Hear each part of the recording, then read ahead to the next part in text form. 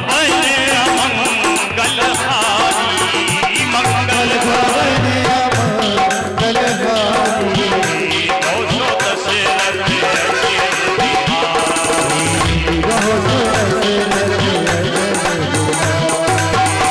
210 रथ अजय बिहारी।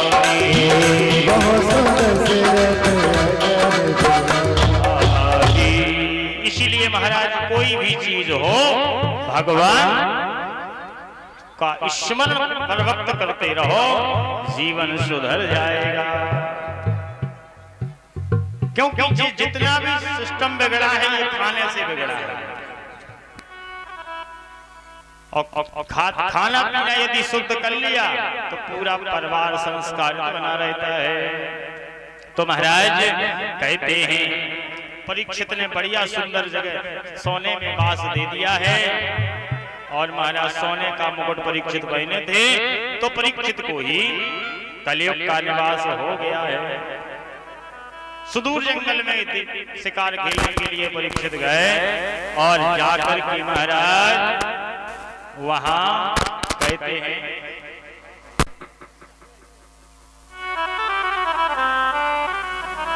तो महाराज सुदूर जंगल में जब शिकार खेलने के लिए गए तो वहां कहते हैं शमीक ऋषि के आश्रम में गए। शमीक ऋषि के आश्रम में जैसे ही पहुंचे महाराज तो वहां शमीक ऋषि समाधि में बैठे हैं, और परीक्षित के सिर पर कलयुग का निवास है। बुद्धि घूम गई। तब महाराज क्या होता है कि परीक्षित ने सोचा कि बाबा पाखंडी लगता है, हमें देख करके आंख बंद करके बैठ गया है, क्या करें। तब मरा हुआ सर्प देखा, और मरे हुए सर्प को राजा परीक्षित ने बाण से उठाया और शमीक ऋषि के गले में डाल दिया है। जैसे ही शमीक ऋषि के गले में डाला महाराज, शमीक ऋषि तो शांति के साथ बैठे भजन कर रहे थे। अब महाराज क्या, इतने में राजा परीक्षित तो निकल आए, इतने में शमीक का बेटा श्रृंगी आया, और जैसे ही देखा कि मेरे पिताजी के गले में मरा हुआ सर्प डाल करके आए हैं, तो तुरंत महाराज उन्होंने श्राप दे दिया है। श्राप दिया, जैसे ही श्राप दिया, अरे भारत के सम्राट राजा परीक्षित को ने मेरे पिताजी के ऊपर महाराज मरा हुआ सर्प डाला है। जाओ, मैं आज से श्राप देता हूं कि आज से 7वें दिन राजा परीक्षित को तक्षक नाग काटने से अकाल मृत्यु हो जाएगी। ध्यान रखना, संत ब्राह्मणों की ताकत कभी बंदूकों में नहीं होती, उनकी ताकत तो उनकी वाणी में होती है महाराज। और आज ब्राह्मण के उस बालक ने वाणी रूपी वज्र का प्रहार कर दिया है। अब तो महाराज क्या, पूरे भारतवर्ष में समाचार फैल गया कि राजा परीक्षित को 7 दिन में मरने का समाचार मिल गया है।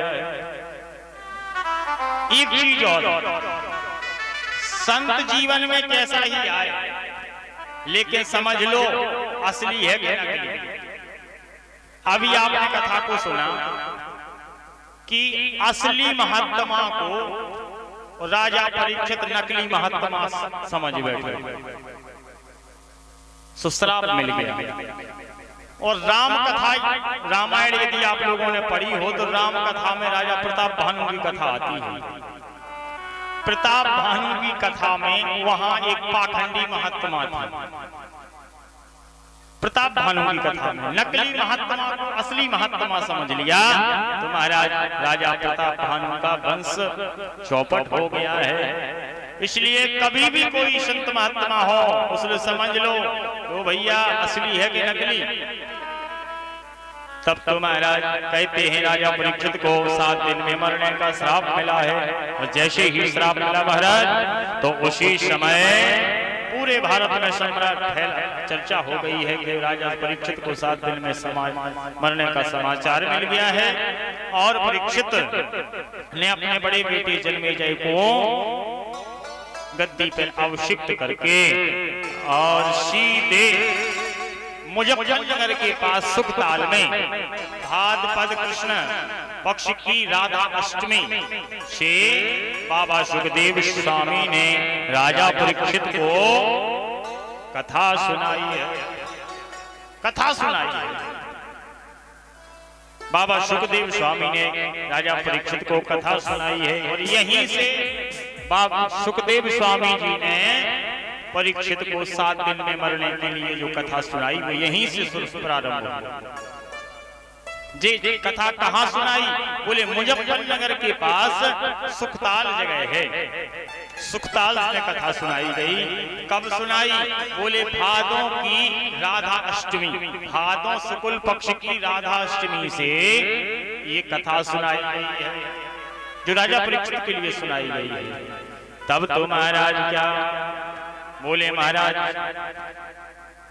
कथा सुनाई, परीक्षित ने प्रश्न किया। बोले महाराज एक बात बताओ। बोले क्या? बोले जल्दी मरने वाले को क्या करना चाहिए? बोले जल्दी मरने वाले को तो केवल एक काम करना चाहिए कि भगवान का भजन करना चाहिए बस। चलो कोई बात नहीं। परीक्षित ने कहा बोले महाराज एक बात बताओ। बोले क्या? बोले कि जो प्रश्न हम आपसे पूछ रहे हैं जो और किसी ने पूछा तुमसे कि जल्दी मरने वाले को क्या करना चाहिए? सुखदेव जी बोले महाराज किसी को फुर्सत ही नहीं है, किसी को फुर्सत नहीं है कि कोई पूछे कि जल्दी मरने वाले को क्या करना चाहिए, क्योंकि पूरा जीवन ही निकाल दिया। क्यों? निद्रायाम ह्रियते रक्तम विवाही न जवावयः दिवाचार्ये हया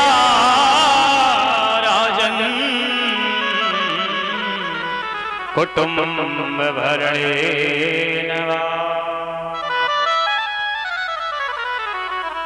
कलयुग में एक व्यक्ति को लगभग 100 साल जीना चाहिए।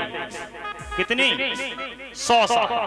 अगर 100 साल उम्र नहीं है तो समझ लो कि गड़बड़ है, क्योंकि सतयुग में एक आदमी की उम्र होती थी 1 लाख वर्ष। सतयुग में।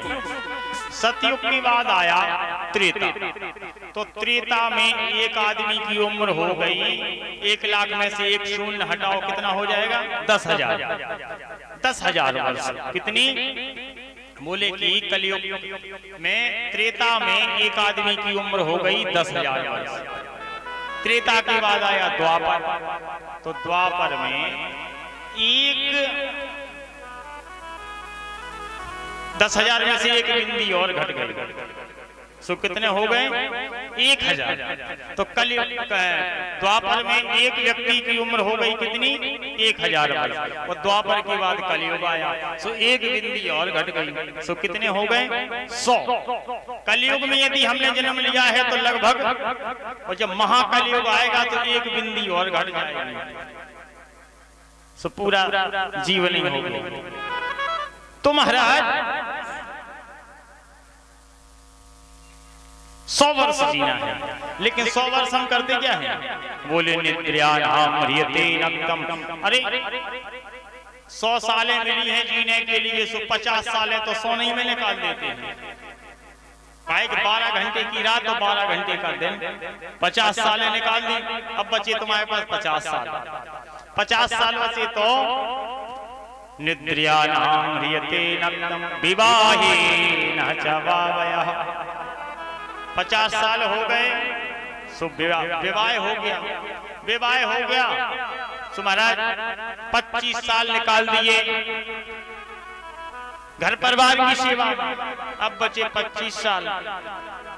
सो दिवाचार्ये हया राजन कुटुंब भरणे नवा।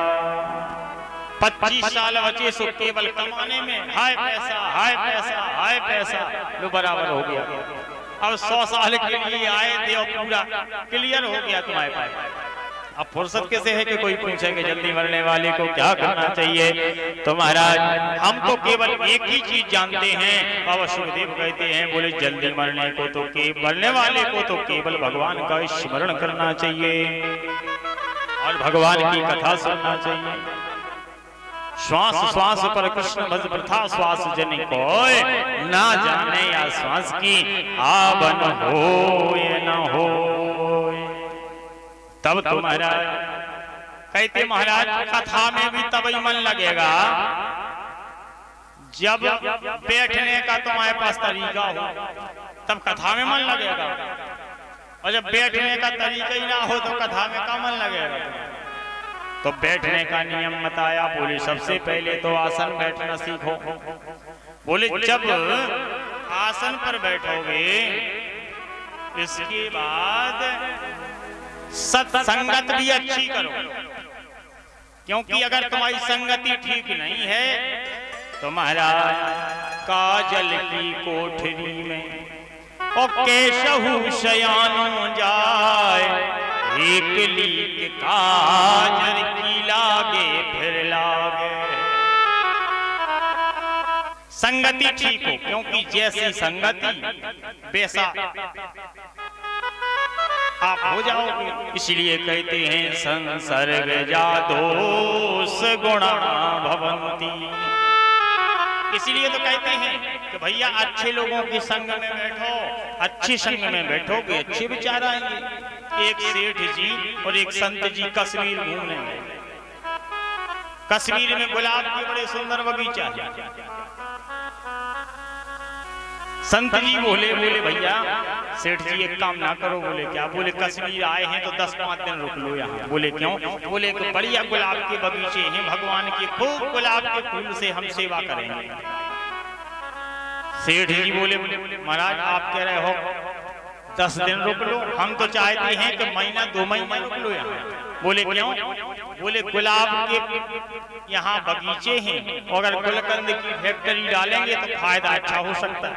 देखो देखा दोनों ने, जब एक संत ने देखा तो भगवान से जोड़ दिया, और जब एक व्यापारी ने देखा तो उसे व्यापार से जोड़ दिया है, व्यापार से जोड़ दिया है। इसलिए महाराज क्योंकि संगति ठीक है तुम्हारा सब कुछ अच्छा है। क्योंकि दूध का भाव बिकता है, का भाव बिकता है 40 रुपए किलो दूध। लंबरदार कितने भाव बिकता है? 40 रुपया किलो। अच्छा पानी कितने रुपए किलो बिकता है? पानी तो लगभग फ्री ही मिल जाता है, या मान लो 5 रुपया 10 रुपया किलो मिल जाए। लेकिन अगर दूध को पानी की संगत मिल जाए, अच्छा पानी कोई 40 रुपया किलो लेगा आपसे? नहीं लेगा। और दूध सब 40 रुपए किलो लेंगे। लेकिन यदि उसी दूध में पानी डाल दो, उसी दूध में यदि पानी डाल दो तो सब लोग दूध के भाव पानी ले लेंगे कि नहीं? ये काय का असर है? ये संगत का असर है। पहले उस पानी की कोई कीमत नहीं थी, और जैसे ही दूध की संगत में वो पानी आया क्या पानी के दाम बढ़ गए हैं। ये संगति का असर होता है महाराज। तो महाराज ये संगति का असर है। कहते हैं महाराज एक बात बताओ कि किस देवता की आराधना करने से क्या फल मिलता है? तो भागवत के दूसरे स्कंद के 3रे अध्याय में वो भी बताया गया है। क्या? बोले यदि अन्न की कामना करते हो कि अन्न अच्छा हो जाए तो महाराज अपने घर में अदिति मैया की उपासना करो, घर में खूब अन्न होता है। बोले और महाराज बोले महाराज एक बात बताओ, जिसके घर में रोज झगड़ा होता हो, रोज पति पत्नी में डंडा चटकता हो, उसे किस देवता की आराधना करनी चाहिए? बोले महाराज उसे भगवान अर्धनारीश्वर भगवान की उपासना करना चाहिए। विद्या कामास्तु गिरिशम दाम्पत्यादि उमाशति। और बोले महाराज यदि विद्वान बनना चाहते हो तो किस देवता की आराधना करना चाहिए? बोले यदि विद्वान बनना चाहते हो तो भगवान शंकर की आराधना करने लगो, विद्वान बन जाओगे। विद्या कामास्तु गिरिशम दाम्पत्यादि उमाशति। और बोले महाराज जिसको कुछ नहीं चाहिए, बोले उसे तो केवल भगवान नारायण की उपासना करना चाहिए। और बोले देख लो भैया कि जो मनुष्य देह पाकर भगवान का भजन नहीं करता, ऐसे लोगों को देख करके चार पशु बड़ी तारीफ करते हैं। भगवान ने ये शरीर दिया है, लेकिन फिर भी हम अगर भगवान का भजन नहीं कर रहे हैं तो चार पशु बड़ी तारीफ करेंगे हमारी। बोले वे कौन से पशु हैं जो हमारी तारीफ करेंगे? बोले स्वाविडवरा होष्ट खरे संतुतः पशु। बोले क्या? बोले खरा। बोले कि पहला प्रशंसक है कुत्ता। कुत्ता किसकी प्रशंसा करता है?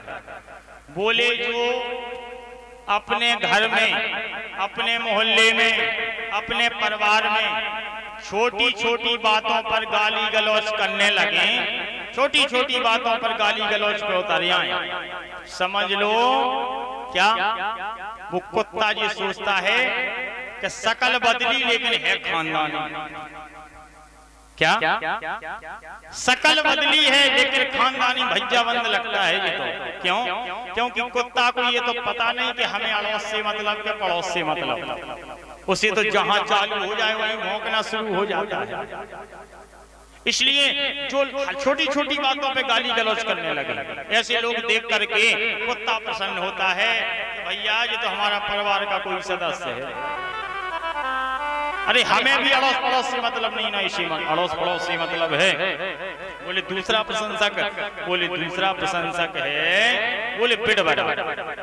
बिडबरा का मतलब सुअर। बोले सुअर कैसे लोगों को देख करके प्रसन्न होता है?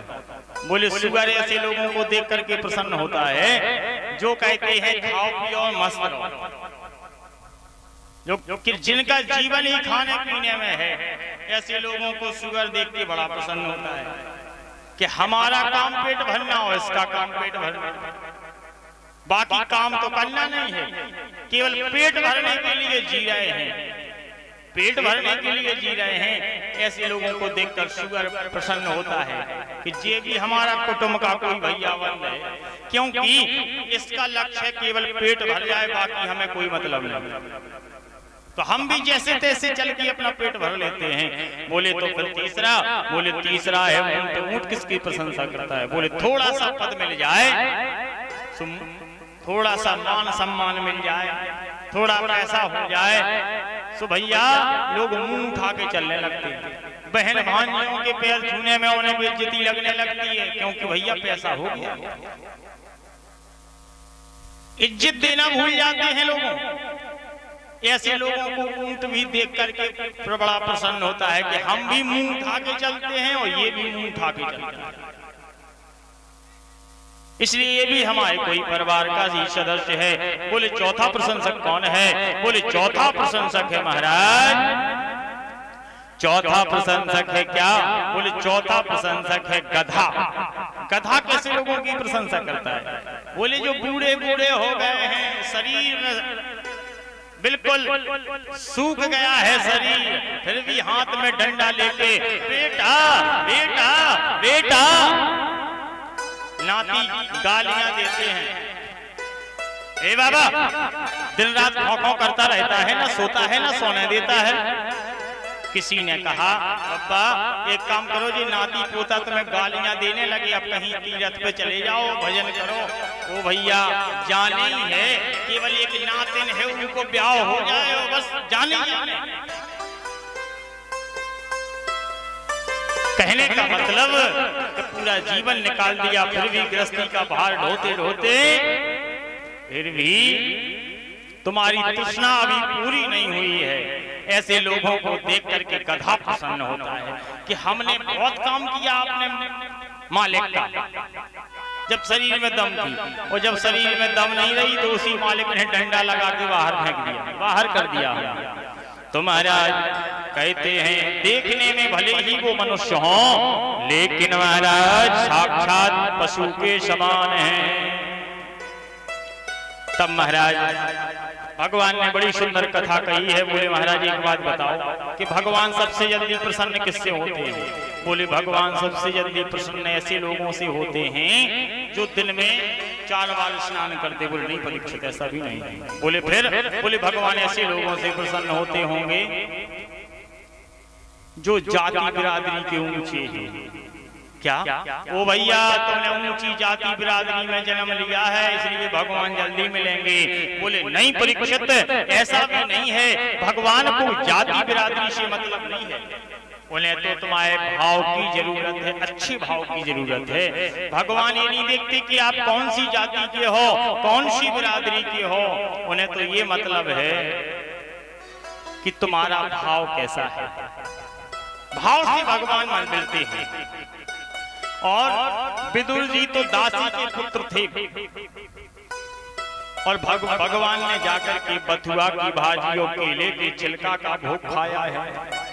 अगर भगवान जाति बिरादरी देखते होते तो महाराज दासी पुत्र के यहाँ, विदुर जी के यहाँ जाके और महाराज क्या भोजन बथुआ की भाजी और केले के छिलके खाते हैं।